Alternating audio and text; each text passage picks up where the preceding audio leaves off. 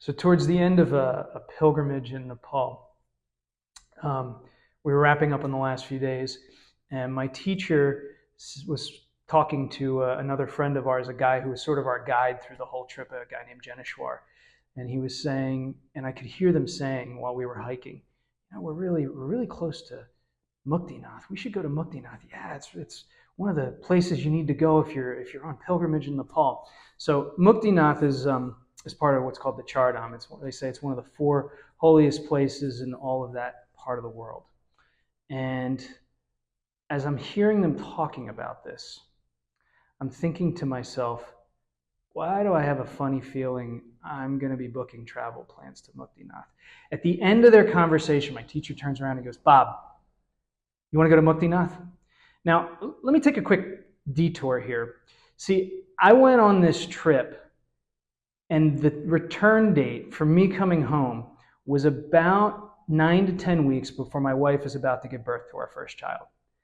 Now, my wife is Mother Teresa, and when I asked her, can I go thousands of miles away right before the cutoff date where they say anything can happen with a pregnancy, your child could come early? What does my wife tell me? Yep, you can go as long as you're home on the date you give me. Absolutely. I couldn't see me staying any longer. It's our first child. How could I ever find any kind of excuse to stay any longer? I'll be home. Bringing us back to where we are now on the path through the Himalayas, my teacher turns and says, Bob, do you want to go to Muktinath? And what do I say? Yeah, of course, I would love to. When are we going? How do we get there? So I start talking to our guide about how do we get there. And I remember saying, okay, Arjun, our other guide, Arjun, how do we get to Muktinath? And Arjun says, oh, it's very easy. We either take a 1-hour flight from this town called Jumsum to this town called Jumsum, and then from there is a 1-hour van ride to Muktinath. And I'm like, this is great. This is great. One extra day on. I can convince my wife of 24 more hours. This is going to be fine. As he's talking about these travel plans, Janeshwar, our other friend, turns and said, hey, isn't that flight that went down over the Himalayas, killed a bunch of people? So I look over to Arjun. I say, Arjun? He says, yes, but it happens very rarely. Now, I have a finance degree by background, so I'm kind of a numbers guy. And I said, Arjun, define often for me. He says, oh, not more than once a year. I don't want my daughter to grow up without a father, and I'm not somebody who plays the odds like that. So I said, well, Arjun, are there any alternatives to get there? He says, yes. We could rent a van, and we could drive all the way up there. So, well, how long does that take? 8 hours. How are the roads? Roads are not bad. So I thought, okay, 72 hours. I can do 72 hours.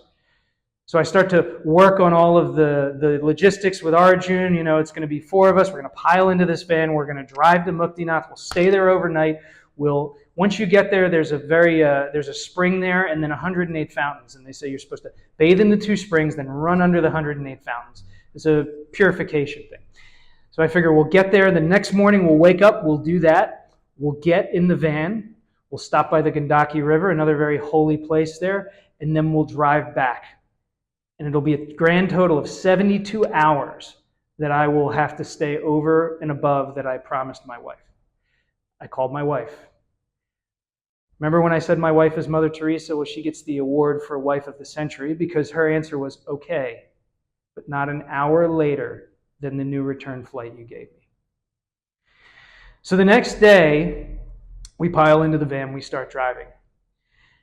Most things in life come from your basis of comparison, right? So if I were to be somebody who bench pressed 100 pounds every day of my life for 20 years and then you gave me 50 pounds, I would tell you that was light. If you've never bench pressed at all in your life, 50 pounds could be very heavy. So when Arjun says, oh no, the roads are very easy, they're very nice, this is because Arjun lives in Nepal.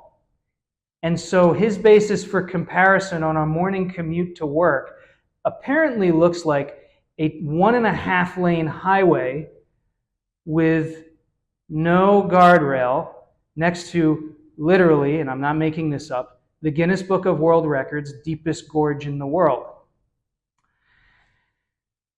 It's also a really bad time to find out that your teacher has a problem with heights. So we're driving, and as we're driving, every so often our driver, whose name happens to be Ram, decides that he's going to pass people. Now, it was very interesting. Ram has a superpower. Apparently, he has the superpower to make space appear where no space should be physically at all. And so he would speed up, coming down this 1.5 lane highway, and somehow managed to pass these tourist buses and these oncoming tractor trailers going the other way, and we would live. As we're getting into our trip, I'm starting to go into sort of, manager mode. Right? I'm the guy that did all the logistics. I got to get everybody there safe. I got to get everybody there back. This is where my mind starts to go. This is my mission. My mission is we get there, we do the thing, we get out. And as we're driving, I'm looking, and there are all these buses of these South Indian pilgrims. Now, I'm very focused in our van. I'm going through the hours that we're in there. I'm going through what time we're going to arrive, what time we're going to drop our bags off at the tea house there, what time we're going to wake up in the morning. And I'm passing these buses, and I see these South Indian pilgrims, and they're having the time of their life. They're packed, shoulder to shoulder, 3 or 4 to a row in a bench seat, and they're sitting there singing and dancing, and all I'm thinking is, you guys, when you get up there, are done for. You don't got a plan. You're just sort of winging it. I got a plan. We're going to execute the plan. We're going to get back. So 8 hours later, we make it to Muktinath. It's the evening. We drop our bags off. Muktinath's an interesting place. It's on the border of Tibet. It's about 10,000 plus feet in elevation. If you've never experienced elevation sickness, it kind of feels like you're car sick all the time, and it gets a little hard to breathe. So we drop our bags off. We look around this town of about, it seems like 500 people. We go to bed. About 3 a.m. in the morning, I wake up and I realize, oh, this is interesting. I have to actually think about breathing. It feels like somebody's placed a 25-pound weight on my chest. And it's really cold. It was about 50 degrees when we got up there, but now it's really cold. The room must be very cold. I put my hoodie on and I'm huddled in my bed. My teacher's sitting across the way, and I realize, oh, he's been up too, because he's sitting up huddled, and we're sort of staring at each other in pain and discomfort. We say nothing for a little while, and finally I decide, man, I think maybe I know we wanted to wait till the sun came up and it was a little warmer to go do that bathing, but I think maybe we should get up and get this done. So I get up, I take a cold shower, I throw my clothes on, and I'm thinking, we got a plan. We got to execute the plan. I'm a little cold. I'm a little miserable. It's hard to breathe. That road's treacherous. We're going to have to do that trip again. I mean, it can't get any worse, right? Be careful what you pray for. As I open the door to look outside, to go next door to get the other people that are with us, it's snowing. The temperature's dropped about 20 degrees, and it's coming down like a moderate snowfall in, say, New Jersey or New York. And our friend Jenishwar, who's from South India, is standing there in a lungi, which is like a wrapped cloth, and a knockoff blue North Face jacket that he's got unzipped with no shirt under him, with his arms outstretched, the biggest smile on his face, sticking his tongue out going, "It's snowing!" And all I could think of, being from New Jersey, being from the Northeast, is it's snowing with those treacherous roads. And I realize, it hits me right then, Jenishwar's never seen snowfall before. He's like a kid in his first day at Disney World. And all I could think of is, Jenishwar, you have no idea what we're in for. You have no idea how bad this is about to get.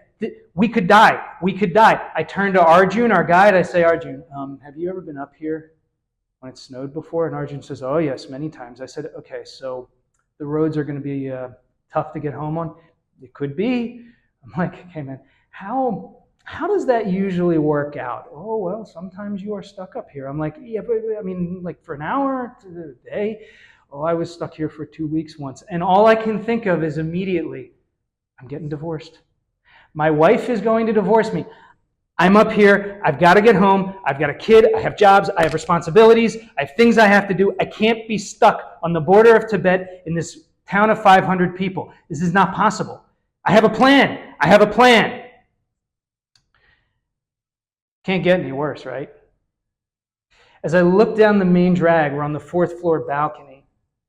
All of those South Indian pilgrims that had rode up the day before, their buses are now pulling up to the main drag of town. And they're letting all of them out. And I look at Arjun and I say, what's going on? He says, oh, it's a holy day. It's Ram's appearance day, Ram's birthday here in Muktinath. And a town of 500 people is before my eyes going to several thousand. And they're all South Indian pilgrims. It's snowing! And all I can think of is, I'm the only sane person here.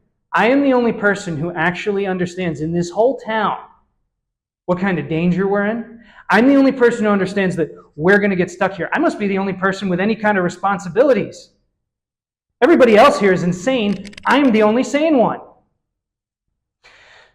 So we get our stuff together. We climb up this hill to this temple. It's about 32, 31 degrees. It's enough to snow. We start stripping down into like underwear, loincloths, and we bathe in this freezing cold water. 1, 2, we run under the fountains, put everything else back on, and all I'm thinking is we're stuck. We gotta have a plan. We're stuck. I gotta have a plan. I had a plan. The plan is not working out. There's a big problem here. I'm gonna get divorced.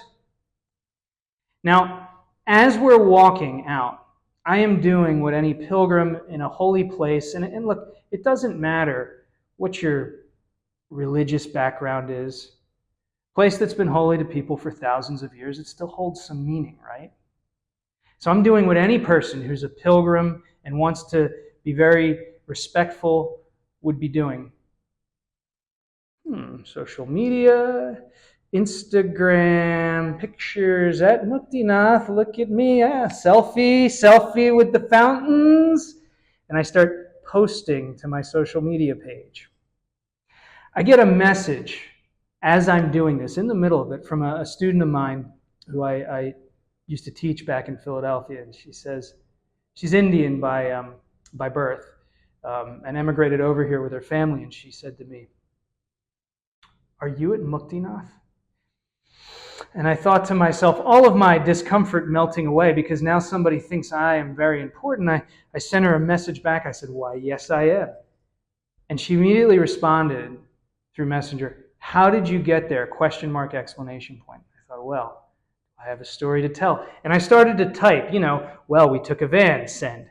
Then we were up this treacherous road, send. And in the middle of my story, she interrupted me and she said, no, you don't understand what I mean. My family, she has a large family, my entire family has been trying to get to Muktinath for 20 years. And every few years when we plan the trip, something happens. The weather is bad. Somebody gets sick. There's a catastrophe in our family. How did you, capital letters, I'm sure if she could have underlined it and bolded it, she would have, get to Muktinath?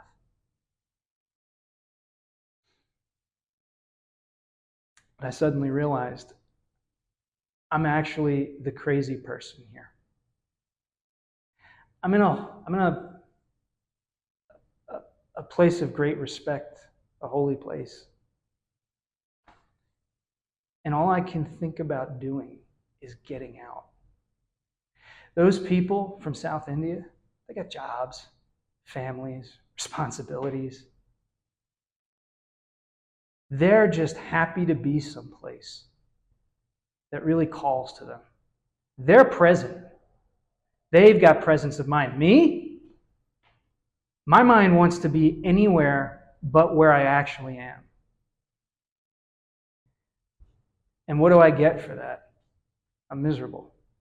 My mind's going into death circles about how I could lose my marriage, how I could die on the way back. All concerns. But I'm living in the future rather than enjoying what's right in front of me. And I realized I'm unhappy. I'm in a place where everybody else is just so happy and I'm unhappy. And so I had this realization that you don't find happiness in the mind or even the body. You don't. Because for all of the travel that we did, for all of the planning it took to get here, my mind wasn't here. My mind's been conditioned to stick to the plan, follow the plan, get to the goal. That conditioning is hard to work through. You find happiness in your consciousness. That's what you do when you're with good people, when you're trying to go to places that take you higher. You're trying to change your consciousness.